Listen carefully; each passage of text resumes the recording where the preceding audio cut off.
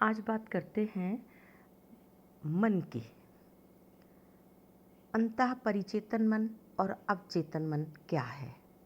श्री अरविंद कहते हैं कि अंतः परिचेतन सबलिमिनल शब्द लैटिन भाषा का है। जो लिमेन शब्द है LIMEN, लिमेन शब्द लैटिन भाषा का है, जिसका अर्थ है देहली, द्वार, और सब शब्द का अर्थ है नीचे। अतः सबलिमिनल शब्द का अर्थ है देहरी के नीचे। यह एक मनोवैज्ञानिक शब्द है। हमारे बाहरी या स्थूल मन, प्राण और शरीर ऐसे द्वार हैं जिनके द्वारा विश्व के पदार्थों और घटनाओं का ज्ञान हमारे भीतर इस प्रकार प्रवेश करता है जैसे सूर्य का प्रकाश समुद्र की ऊपरी तल के द्वारा उसके भीतर प्रवेश करता है। हमारे बाहरी मन, प्राण और शरीर बाहर से आने वाले ज्ञान के प्रवेश द्वार हैं। मन, प्राण और शरीर, इनके द्वारा बाहर से जो ज्ञान भीतर प्रवेश करता है वह संस्कार रूप में हमारे आंतरिक मन, प्राण और शरीर के भीतर संचित होता जाता है, चाहे हमारा बाहरी या जागृत मन उसे जानता हो या न जानता हो। हमारे इस बाहरी स्वरूप को श्री अरविंद ने उत्तलीय सत्ता कहा है। उत्तलीय सत्ता यानी ऊपर ऊपर की सत्ता कहा है। यह भाग हमारी संपूर्ण सत्ता का बहुत कम अंश होता है। हमारा बहुत अधिक भाग इसके नीचे या पीछे होता है। हमारी संपूर्ण सत्ता एक समुद्र के समान है, जिसकी बाहरी सत्ता या बाहरी चेतना एक तरंग या तरंग समूह है। जब हम इस उत्तलीय सत्ता के नीचे जाते हैं तो हमारे जाने के दो मार्ग हो जाते हैं। एक मार्ग से जाने पर चेतना कम और हीन कोटि की होती है, अज्ञान और तम बढ़ते जाते हैं और अंत में एक ऐसी अवस्था आ जाती है जहाँ पूर्ण निश्चेतना,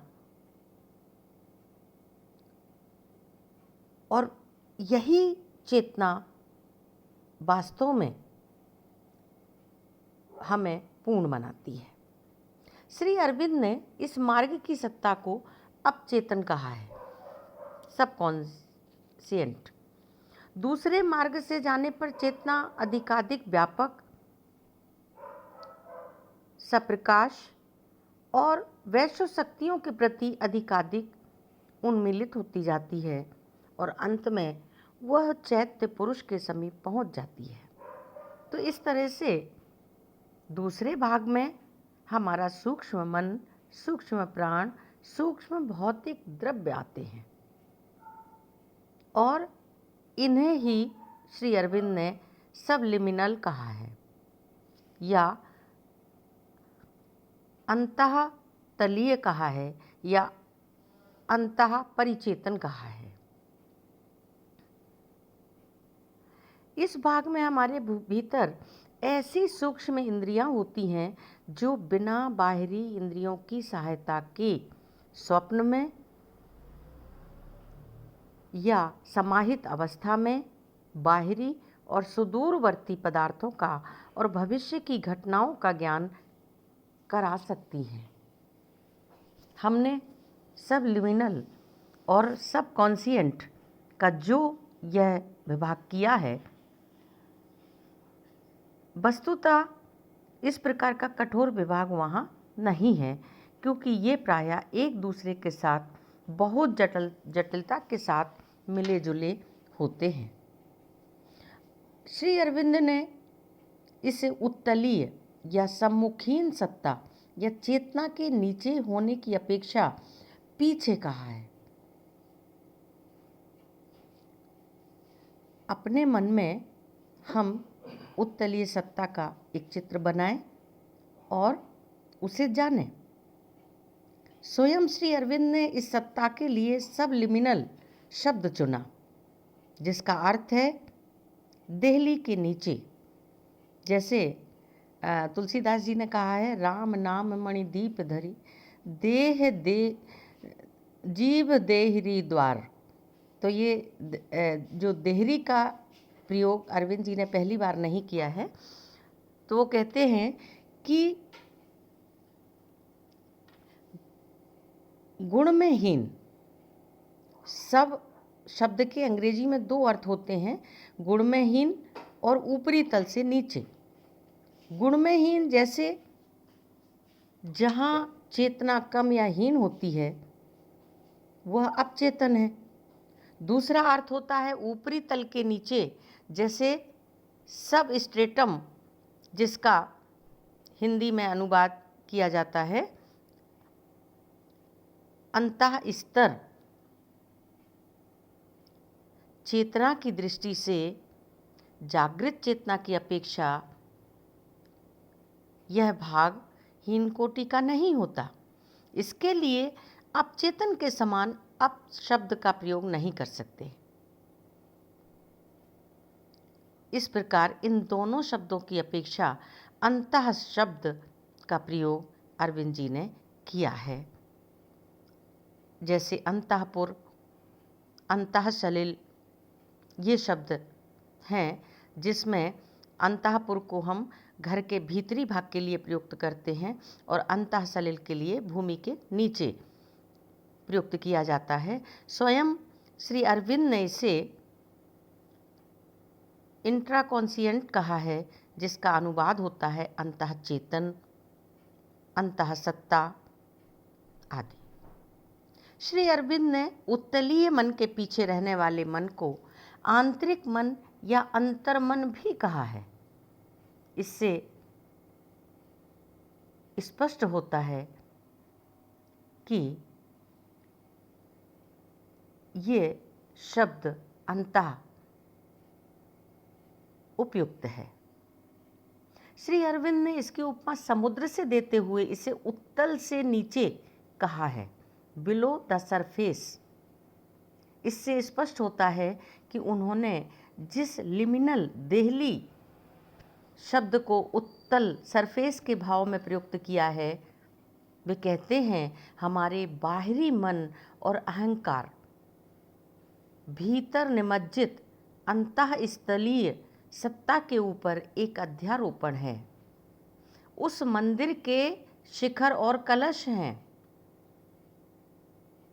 इस मंदिर का बड़ा भाग जलों के ऊपरी तलों के नीचे डूबा हुआ है और केवल ये शिखर और कलश ही तरंगों से बाहर निकले दिखाई देते हैं। श्री अरविंद ने समुद्र से इसकी उपमा देते हुए इसकी अनेक परतें बतलाई हैं। कुछ परत हमारी उत्तलीय सत्ता के समीप होती हैं, जिनमें अज्ञान की क्रिया अधिक होती है। उससे नीचे के परतों में संबद्धता कम होती है, विभ्रम संभ्रम रहते हैं। इनसे गहरे परतों में प्रकाश रहता है और सूक्ष्म इंद्रियां होती हैं। इस प्रकार परतों के और गहराई से वर्णन करते हुए अरविंद जी ने अंतःस्थलीय शब्द दिया और इसका बहुत ही व्यापक, विस्तृत, अद्भुत विवेचन भी किया है। वह कहते हैं हमारा यह भाग बहुत जटिल, पेचीदा, मिला जुला होता है। किसी भी एक शब्द से उसका वर्णन नहीं किया जा सकता।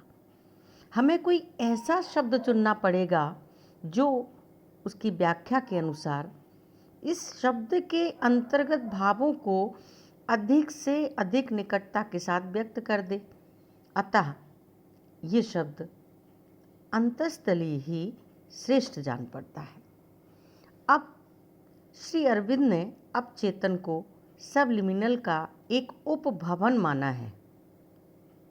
व्यापक अर्थ में लेकर यदि हम चाहें तो अंतःस्थलीय शब्द के अंतर्गत अपचेतन को कर सकते हैं, और यदि भेद करना चाहें तो परिचेतन शब्द जोड़कर अपचेतन से उसका भेद कर सकते हैं। श्री अरविंद ने कहीं कहीं सबलिमिनल को अंतः सत्ता कहते हुए अंतरात्मा को भी उसके अंतर्गत किया है, और अंतरात्मा भी हमारे आंतरिक प्रवेश में रहता है। यदि हम चाहें तो अंतःस्थलीय में उसे भी अंतर्गत कर सकते हैं, और इसके साथ परिचेतन शब्द जोड़कर उससे इसे पृथक भी कर सकते हैं।